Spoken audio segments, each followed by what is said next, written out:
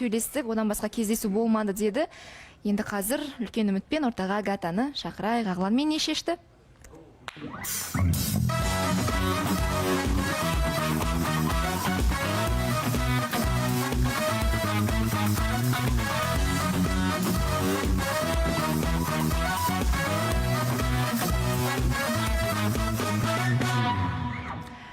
Бүгін негізі Агата үшін өте қиын күн, өйткені Агатаның әлеуметтік желісіндегі парақшасын оқитын жандар білет. Мысыққа өте жақын жан, кәдімгідей мысық десе жанын береді, және өзінің кішкентай мысығы бүгін көз жұмды таңертең. Уланып қалды енді, таңертең кәдімгідей бір стористеріне салып жатырды. Қайғырып отыр, мен не болды десем, осылай болды, уланып қалды дейді. Агатаның жүрегі енді Ағланға бола, көңілге жоқ па десек, негізі мысыққа бола екен. Мысықты жақсы көретін жандар бар ма? Барлық екен ғой. Мен мысықтан өте қатты қорқам, менде фобия кәдімгідей. Бағана енді фан-страничкалар видео істеп жатыр да, жаңағы мен мысықпен. Иә. Солардың бәрін көріп, былай еріксіз жылап жердім, қатты тоқтата алмай қалдым өзімді. И сол кезде бәрі қарап, не болды дейді, мысық өліп қалды деп сөйтсем, типа, ой, мысық, ой, хочешь, мы тебе нового купим, нового возьмем, нового подарим дейді. Мен айтам, ол бір адам сияқты ғой уже, менің қасыма жақын. Мен не то, что просто мысық жоқ емес, просто я к нему привыкла уже. Үйге келген кезде всегда былай бір ерекше еді да, былай жатқан кезде де даже просто на спине всегда лежал. Ұстап қалсаң бір сразу ери кететін, сондай бір өзі ерекше мысық еді да, и қатты жақын болған. Бір-ақ жыл тұрды, и сол будто бы не совсем ответственный болған сияқтым сол мысыққа қарағанда.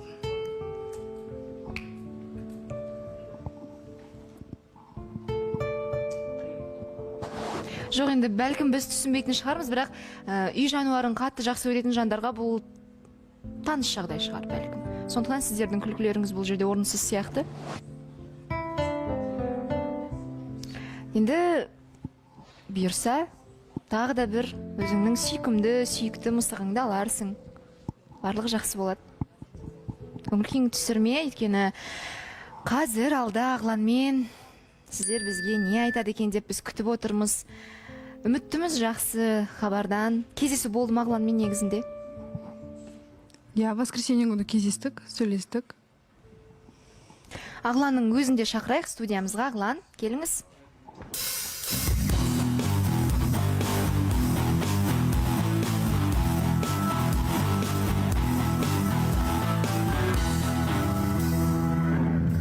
Қош келдің, Ағлан. Қош көрдік. Көргенімізге қуаныштымыз. Өткен жолы ақ киген кезде қорқып қалған едік, бүгін тағы ақ киім бірдей. На этот раз случайность. Бұл жол кездейсоқ.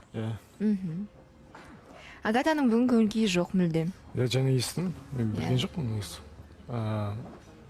Қайғыңа ортақпын. Не, на самом деле былай ғой негізі. Неге күлесіздер? Мысық. Қызық. Мен білем қалай жақсы көретін ол мысықты, көргем де. Шын өзі қатты жақсы көретін. Да.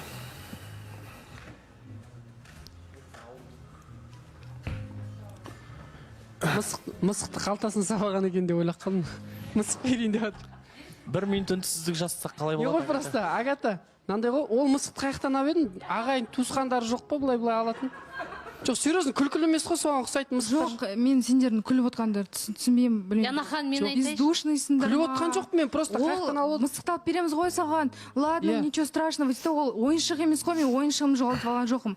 Ол кәдімгідей, білмеймін, сөйлесе екен деп жүретінмін. Бір өзінің душасы бар кәдімгідей. Сөйлейді? Оған күліп отқан нес? Сөйлейді дей ма? Жоқ, имеется в виду, он всегда... Жоқ, қай жерден алдың оны, соны просто. Жоқ, енді соған ұқсайтындар болу керек шығар бір жерден, мысалы, бір екі, оны ата-анасы қаяқтан деген сияқты ғой соны. Янахан, мен айтайыншы. жоқ ол күлкілі емес қой сөйтіп Тоқташы. тұқымын аласың ғой сөйтіп. Ол енді мен айтайыншы Ленахан, бір затыңды жоғалтсаң да көңілің Қайғырасың. түседі ғой. Бұл енді бұл жерде мысығын жоғалтып отыр. Бірақ мен ойлаймын, Агата бүгін мысыққа емес, өзінің көңіл күйі, ішкі жан дүниесі дұрыс емес, сол үшін көзіне жас алды деп ойлаймын. Бәрі енді бір-біріне сәйкес кеп тұр да. Жылақсы келгенде қатты жылабаған да дұрыс. Жеңілдеп сақтамау қаласың. керек, иә. Иә, жеңілдеп қаласың. Енді бірақ мысыққа бола күлмей-ақ қояйық, осы жерден тоқтағанды дұрыс шығар. Санжар сол Ақтөре ғой күліп отырған. Жоқ, Диана ханым, күліп отқан жоқпын, просто. Енді 1 минут үнсіздік жариялайық деген бір шынайы әңгіме деп ойламаймын. Жоқ, енді бұл жерде дұрыс емес шығар Міне деп біздің ойлаймын енді. операторларымыз сенің сөзіне күліп жатыр. Мына жақта Айбек ағай мен Мерекелі аға дауыстарын естіп қойдым. Иә, жоқ, енді не де болса да бұл жерде таныстық бір серьезный болып отыр ғой. Кішкене бір Агатан көңіл көтерейін дедім. Енді өмір болғаннан кейін болады, енді бір күні болмасын, бір күні ондай болып жатыр. Қайғыға ортақпыз, мен кішкене сен көңіл күйін көтерейін дедім. Мен білем ғой, көңілің бір түссе сен сразу көтеріліп кетпейді.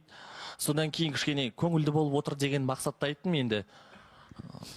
Сол барлығы жақсы болсын, арты барлығы.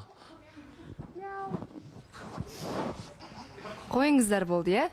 Негізгі тақырыбымызға, негізгі мақсатымызға қарай көшейік. Енді білмеймін, сол күнгі эфирден кейін біздің көрермендер болмаған бұрын соңды белсендікпен бізге хат жазды. Қосыңыздаршы екеуі кетпесін екі жаққа, не істесек болады, қалай көмектессек болады деп. Енді біз бұл жерде еш нәрсе істей алмаймыз. Біз барымызды салдық. Өткен эфирде Ағланмен де жеке сөйлесіп, Агатамен де жеке сөйлесіп, бірақ күні кешеге дейін мен Агатадан сұрамағанмын. Не болып жатырсыңдар, қалай? Соның кеше эфирден шықтық, сұрадым, кездестіңіздер ме деп едім. 30 минут қана сөйлестік, ертең тағы бүгін мүмкін тағы кездесерміз, ертең ортаға шығып, бір ортақ шешімді айта жатармыз деді. Соған қарағанда кеше кездесу болмады. Иә? Жоқ болған жоқ. Сол воскресенье күні мен негізі ойладым, эфирден кейін сразу сөйлесеміз бай. Сосын ладно, күте ма деп ойлаймын, күтпепті. Сосын суббота күні де күттім. Бір хабарын айтатын шығар деген сияқты. Өйткені енді сөйлесу үшін уақыт берілді ғой. Сосын воскресенье күні өзі шықты, сөйлесейік деп. Сөйлескен кезде даже талқылаған жоқпыз на самом деле. Негіз ол жайлы мүлдем сөйлеспедіңіздер. Жоқ. Что нового деген сияқты сөйлестік. Как у тебя дела в общем деп. Негізі өткен жол Сәкен аға Ағланға, білмеймін енді менің тарапынан ер жігітке ақыл айту қаншалықты дұрыс болар, бірақ керемет бір ақылын айтқан еді. Кеңес деп қабылдайсың ба Ағлан? Осы жолы бір шешімді өзіңнің қолына алшы, сен қабылдашы. Агатаға байланысты емес, барлығы ер жігіттің қолында ғой деп. Сол кезде мен де үлкен бір сеніммен Ағланға қарадым да, Ағлан осы жолы барлығын өзі шешетін шығар. Мейлі нәтиже қандай болсын, қай ортақ бір ымыраға келісімге келерсіздер, бірақ өзін бір инициативаның барлығын қолыңа алып, Агата, жүрші, отыршы, саған не керек? Сен қандайсың? Сен менен не күтесің? Біздің болашағымыз бар ма? Сен мені өзіңнің ер азаматың ретінде болашақта көре аласың ба? Деген сұрақтар қойылса, Агата жауап беретін еді өзі. Негізінде бұл жерде біз мәселені шешіп тастағанбыз. Мәселені шешкен кезде сіз өзіңіз сұрақ қойдыңыз ғой маған. Айттыңыз, жақсы көру немесе ұнату деп. Мен шынайы айттым, ұнату бар деп. Иә. Бірақ жақсы көру жоқ. Жақсы көру деген менің понятиямда негізі ол үлкен сөз. Өте үлкен сөз. Ол кейіп любой адамға айта алмайсың. Сондықтан оны білмеймін. Жақсы көрем деп, когда реально уверен боласың өзіңе, сол кезде айтасың. Ал қазір сендегі ұнату сезімі жақсы көруге ұласуы мүмкін емес пе?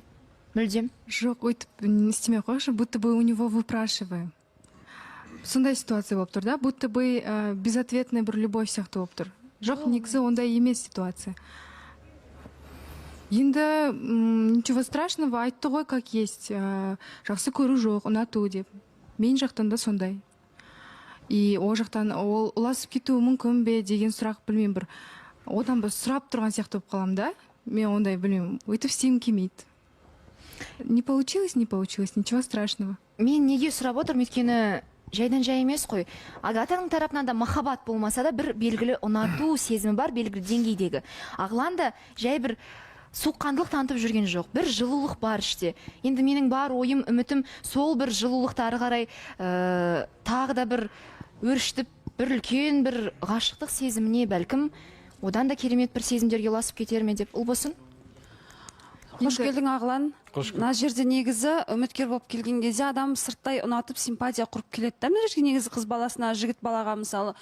Одан кейін жақсы көріп, жаңадай оған деген бір жақсы көру нең болатын болса ғана жұп боласың. Сен әшін жұп болдың ба әлде? Әшейін емес.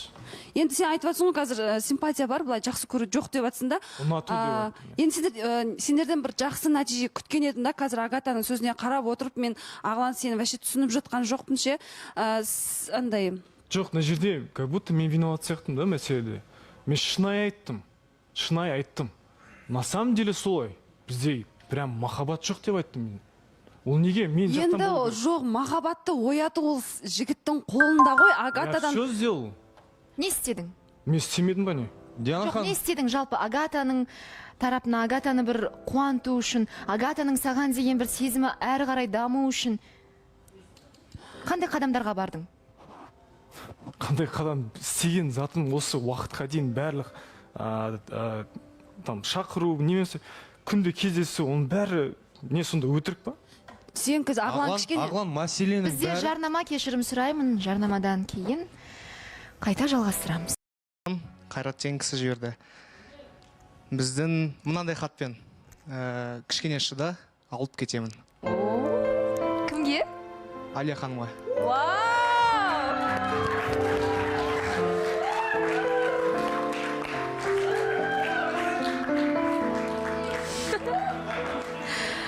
Алия ханым, Қайрат мырза деген кім? Қазақстанда қайрат көп қой, білмеймін. Келіңіз күтем. Әдем болып келіңіз. Диана ханым жаңа ғана айтып тұрады, маған біреу гүл берсе екен деп. Hän тілегенің алдыңнан іздемей-ақ табылар. Табылды. Күшті. Күшті, қуанып қалды бүгін. Бір тәтті алды Темірланнан, Қайрат мырзадан гүл алды. Қайрат мырза, сізді күтеміз. Гүліңіз емес, өзіңіз керексіз Алия ханымға, сондықтан студиямызға келіңіз. Алия ханым, күтеді өзіңізді. Ал ортада. Осы бір сәтті білмеймін, бір жоқ болып кетсе екен, одан кейін шақырған кезде қайтадан бір жап-жақсы әңгімемен оралсақ деп ойлаймын. Білмеймін, Темірлан, не Диана дейсің? ханым, мен Ағыланға айтқым келіп тұрды. Ағылан, енді жігіт ретінде түсінемін, сен бағанан бері бәрін істедім, бейттім, сөйттім деп не қалды деп. Бірақ мен саған айтайын, бұл өмірде үлкен букет гүлдер, подарктар ең бастысы емес, сен істеп жүрмін дегенше, одан да кішкене артық заттар бар да, соны кішкене ойланып, Агаттан жүрегіне басқаша жол тапсаң, өйткені көріп тұрық та сенен деген талпыныс жоқ оған қайша, и соответственно одан да жоқ. Сен соны көріп артқа шегінесің. Бірақ сен істеп жатқан қадамдарың бәрі ол 100% қадам деп айта алмаймын мен. Одан басқа жолдар тапсаң болады. Рахмет. Гүл ештеңені решать етпейді. Зухра ханым, Алия ханым. Иә, Ағылан, қош келдің тағы да. Ағылан, айтып жатырсың ғой, не істедім деп. Темірланның сөздеріне келсем, сен істедің, иә, гүлдерді жібердің, свиданиялар жасадың, бірақ ол бастысы емес, сен Агатаның жүрегін жаулап алған жоқсың. Жоқ, мен келіспеймін. Диана ханым. Алия ханым. Жоқ, не істейді дегенде. Тұра тұршы, осы Егер ол, мен бітіріп алайыншы, Алия ханым, кешірім сұраймын. Егер Ағылан мына жерде бар уақыта еркелететін сөздер айтып, уақытын көбірек бөліп, кішкене солайынан талпынса, ашуға Агатаны, сонда бұл жақсы көріп кетер еді Агатада, и, соответственно, ол өзі жақсы көрмегеннен кейін өзі алшақтап, просто өзі бір емес бірнеше рет келді Агатаға. Саған сондай басқалай шақтар жасау керек еді. Гүл, ана мына деген ол не важно. Жоқ, мен мүлдем келіспеймін. Кім Ағылан өте жігіттік бір қасиеті бар. Көңілі түссе гүл жібереді. В общем, нақты да кеше сүйем күйем жаным деген жоқ. Шындықты айтты. Бұның көзінде махаббат бар. Агатада да бар. Агата бекерге жыламайды. Қыз не үшін жылайды? Өкінгенде жылайды, ғашық болғанда жылайды, қуанғанда жылайды. Е, мысалға, екеуінде қимастық бар. Мен осы жерде кім еді? Ағылан, мына гүлді берейін, алып кетші. Күйленсеңдерші, саған бүйтіп қайтып бақ келмейді, 30-да орда бұзар дейді. Сен алсай өкінбейсің ғой, өйткені екеуіңде кішкене ұнату бар. ары қарай сезім, балашаға, семейный жалғасып кете береді ғой өмір. Бірақ тура осындай шанс қайтып келмейді. Біз өмірге бір-ақ рет келеміз ағалан. Мен екеуін қосқым кеп отыр. Диана ханым бола ма? Сәкен аға, сіз айтыңызшы. Мен Алия ханыммен Кездесем. келісемін. Өте дұрыс айтып жатыр. Өйткені мынау махаббат Гүлді сіз жіберген жоқсыз ба, Сәкен аға? Жоқ, гүл мен жіберген жоқпын. Қайрат деген жіберіпті ғой. Қайрат деді ғой, Нұрсұлтан қаласынан Қайрат. Бұл Сәкен ғой. Иә. Футбольный команда бар, Қайрат деген тоже. Жарайды. Мынау махаббат деген әртүрлі болады ғой. Бывает с первого взгляда дейді, сразу көргенде махаббат болып қалады. Енді ол, как правило, мектепте оқығанда, жас кезімізде. А екінші махаббаттың түрі мынау жыл өтіп, ай өтіп, бірге өмір сүріп, жаңағы бір-біріне деген сыйластық өсіп, жаңағы сондай махаббат болады. Меніңше, Ағлан, ты вот ситуацию до конца не доработал. Өйткені ты 2 шага сделал, а 3 не стал делать. Ты жаңағы өзің логикаңмен хочешь решить эту проблему. То есть сен бүйтіп не қыласың и өзің сол логикадан қайттан шегінесің. Я люблю ее и не люблю. А надо было до конца пойти. Аяғына дейін бару керек еді. Мысалы, той жасап, бір жылдан кейін бала болады. Ол баланы сүйесіңдер. Бір-біріңе деген уважение, бір-біріңе деген сыйластық өсет. Сөйтіп, адам жаңағы бір-біріне деген нағыз махаббат сонда болады. Иә. Ал енді мынандай тез махаббаттан, как правило, тез өшіп қалады. Ол жағы не жерде айтады ғой, ұшқын деп. Форточкадан ұшып кетеді. Тез. Сондықтан мен ойлаймын, енді сен өзің ересек жігітсің. Маған да осы жүк өте ұнайды мысалы, да? Бірақ меніңше, по-моему, ты не доработал ситуацию. Рахмет, Сәкен аға, Асхат, Санжар. Енді мына жерде махаббат жайлы бір философиялық әңгіме айтып кеттік қой. Мен де өз көзқарасымды айта кетейін. Мысалы, сіз жаңа күшті бір сұрақ қойдыңыз да, ұнату бар махаббатқа. Сен айттың ғой, что было, то было депші. Бірақ сен алдағы, может быть, вдруг болуы да мүмкін ғой, мысалға. Допустим, махаббат екеуіңде де жоқ. Екеуің де ұнатасыңдар бір-бірлеріңді. Но представьте, что ол жоғары жақта тұр да. Но оған екеуің қол жеткізу үшін, екеуің күресу керексіңдер ғой, бірге сол махаббатқа жету үшін. Негізі. Но мынандай опровержение бар, иә? Уақыт болды, пятницадан бастап, иә? Мен ойлаймын, сол махаббатты алдарында көріп тұрған, екеуі күрескісі келіп тұрған адам болса, күресетін еді. А сіздер просто отпускайте вот так вот. И қазір мына жерде сіздерді даже бар ғой, зорлап қоссақ та, мне кажется, сендер түбі разбежитесь. Диана ханым, айтып өтейінші. Мен айтсам бола ма? Айтшы. Айтып жатыр ғой енді, бәрін істедім деп ше, будто бы от меня ответа не было. Жоқ, мен ондай емес, мен ешкімге істемеген нәрселерді істедім, если честно. Мен өйткені өйтіп біреуді барып поздравить етіп, біреуге осындай өйтіп істеп көремін вообще. Даже жазуды да өзім үйрендім, може, я кейде звондаймын деген сияқты. Енді оны міндетсініп тұрған жоқпын, бірақ негізі менде ашылды бірдеңкелер. Бірақ енді даже мен пятница күні, сол күні бір какой-то процент болса, да, менде бір не болды, ойладым. Вдруг изменится мое решение деген сияқты болды менде енді. Егер ол келсе, сөйлессе. Иә. Бірақ не получилось. Екеуміз де старались. Я, екеуміз де ұнату просто процессінде қалып қойдық. Все, енді мен ойлаймын, уже дальше, наверное, пути нету. Просто, я. Екеуміз де өткені талпындық. Ол айтып жатыр ғой, бәрін істедім деп. Может, действительно, ол қолында келген бәрін істеген шығар. Может, больше не может. Мен де сөйтіп талпындым. Мен сторонамнан бір ответ болмады деп ойламадыр. Мен де талпындым, шынымды айтсам. Кім-кім енді Агатаны жақсы білеміз ғой, және Агатаның тарапындағы бір көзіндегі отты, бір жалындаған, бір лаулап тұрған жалын болмаса да, бір от байқалды бәрібір. Оны ешкім жоққа шығара алмайды.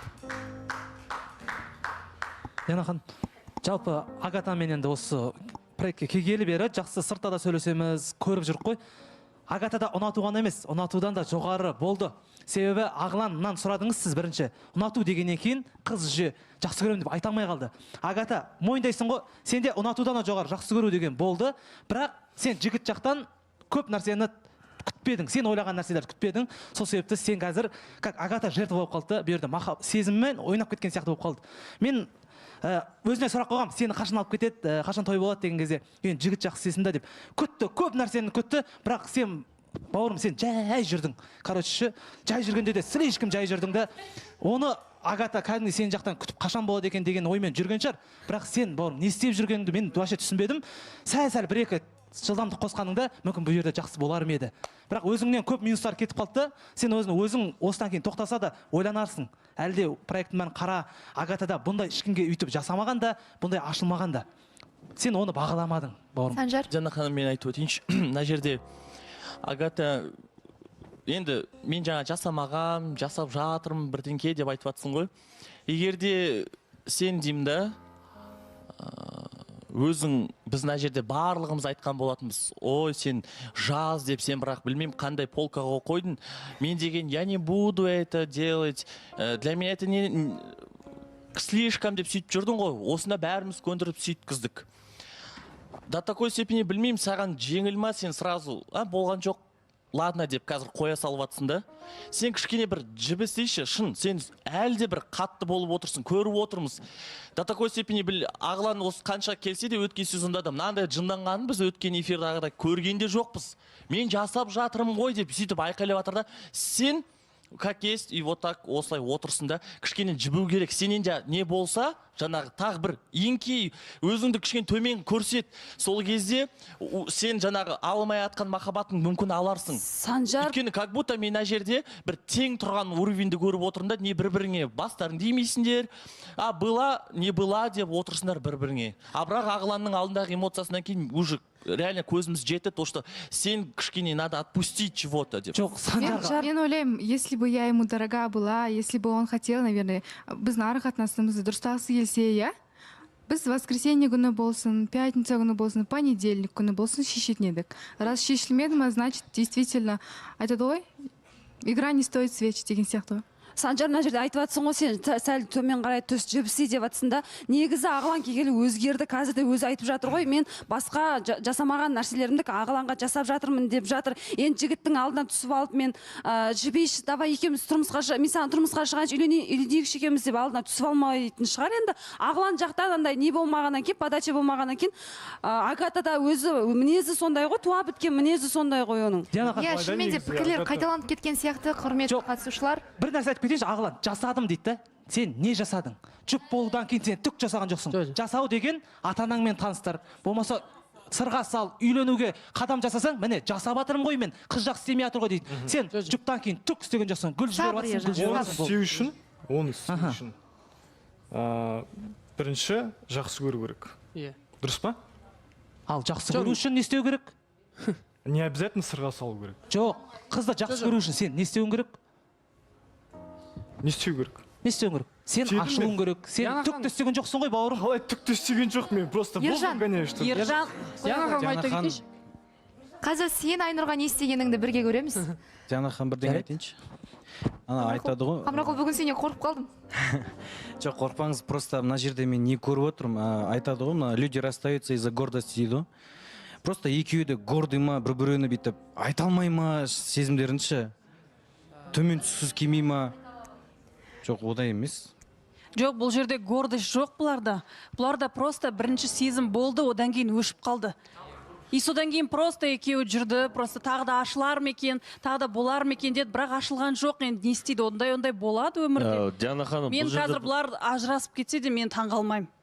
Жоқ, өзі айдан аяқ нәрсе ғой, просто бір-бірінен жалықтырып алған нәрсе. Өйткені бағанада Агата да сөзбен айтып отыр ғой, біз соңғы кездесуде бұл мәселе туралы сөйлескен жоқпыз, тек қана просто қандай жаңалық бар, какие новости. Егер де просто өздерінде бір ортақ шешім болып, бір мәлімге келмегенде екеуі просто суыққандық танытып, просто жалықтып кеткен екеуі бір-бірінен болды. Рахмет, құрметті қатысушылар. Енді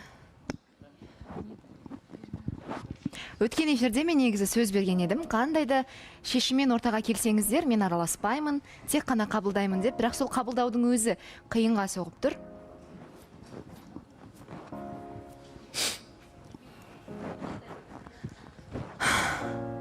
Не істейміз, ағылан, енді арақатынастағы ер азаматы өзің болғаннан кейін нүктесінде сенің соңғы сөзін шешсін барлығын. Және қандай да шешім қабылданса да, күні ертең өкініп қалмайтындай болса екен деймін, ең бастысы.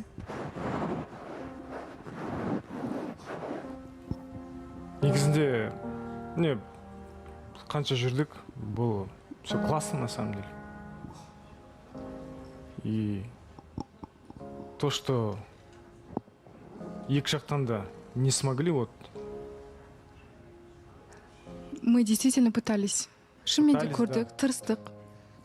Бірақ енді болмады. Сіздерге дәл осы сәтте екі жаққа кетіп қалу қиын емес пе? Бір еріктен тыс аяқтау, тоқтату болып жатқан сияқты. Бір еріксіз, амал жоқ, бірақ өздеріңіздей бір іштей қалап тұрсыздар, бірақ міне амалдың жоқтығынан барлығын бітіру керек. Мен ойлаймын. Маған бір ол жақтан андай керек та, шамалы. Типа менікі деген сияқты бір настойчивость па сондай керек. Сол енді болмады, екеумізде тырыстық. Кейбіреулер даже 2 жыл жүреді, 3 жыл жүреді. Ничего страшного, думаю. Біз просто жарты жыл таныс болдық. Жарты жыл таныс болдық, бір ай ғана жүрдік. И то оның біз күнде кездесіп, ондай болған жоқ та. Ничего страшного, думаю. Өмір алды, не де болса да. Онда, құрметті көрермен, Ағлан мен Агата жұбы енді қосылайық жобасында жоқ. Талпындық, бізде тырыстық, қолымыздан келгеннің барлығын жасадық. Бізге уақыт беріңіздерші деп те өтіндік. Болмады.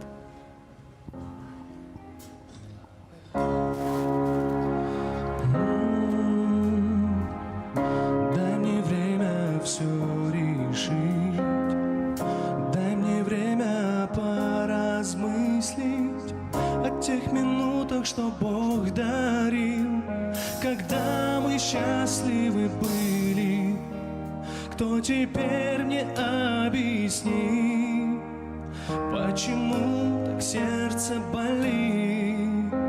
Серых дней унылый свет не поможет мне, только лед в душе.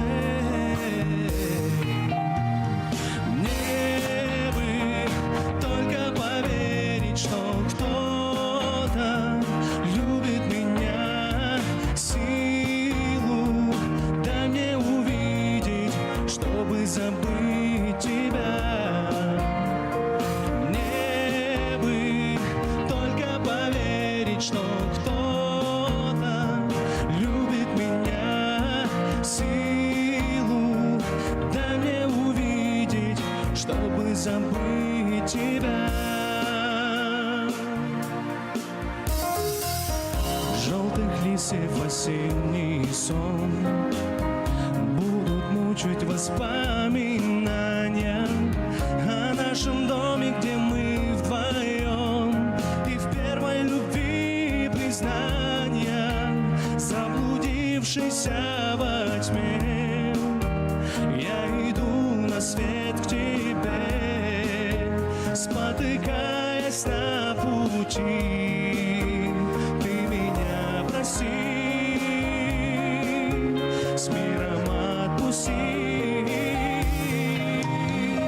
Мне бы только поверить, что кто-то любит меня, силу дай мне увидеть, чтобы забыть тебя. Мне бы только поверить, что кто-то любит меня, силу дай мне увидеть, чтобы забыть тебя. Дай мне время все решить.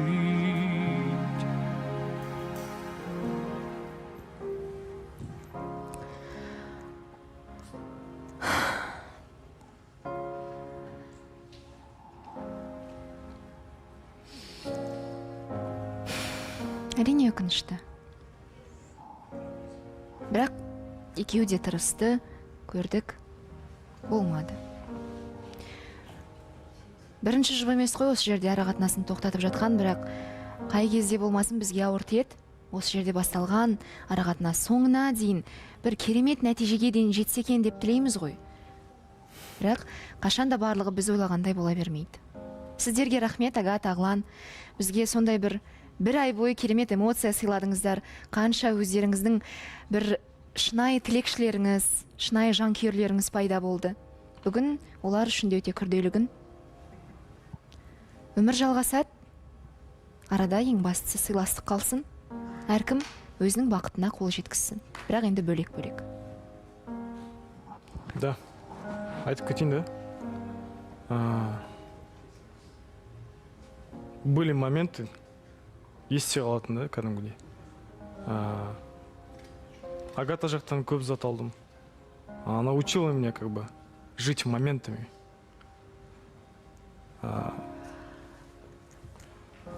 Агатаға да ойлаймын, мен бір нәрсе бердім деп ойлаймын. Не де болмаса да. И я рад, что встретил ее. И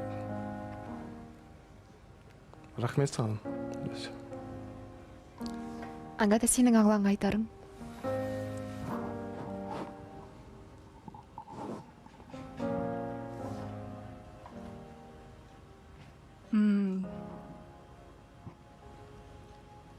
Мен де танысқаныма өте қуаныштымын. Бұл мысықтың көз жастар жар.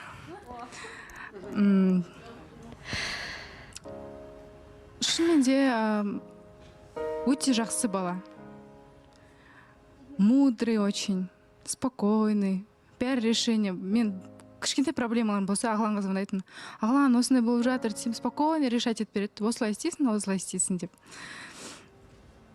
Да ладно, успокойся, чего ты деген сияқты мен бір огонь болып кетсем, ол тушить етіп тұрады да, мен спокойствиеға келіп, сол жағы жақсы етін.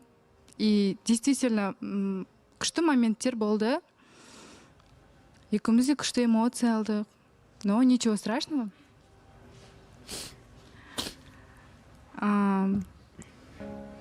Сенімдімін өз адамын табатынына, бақытты болып кетсін. Обязательно.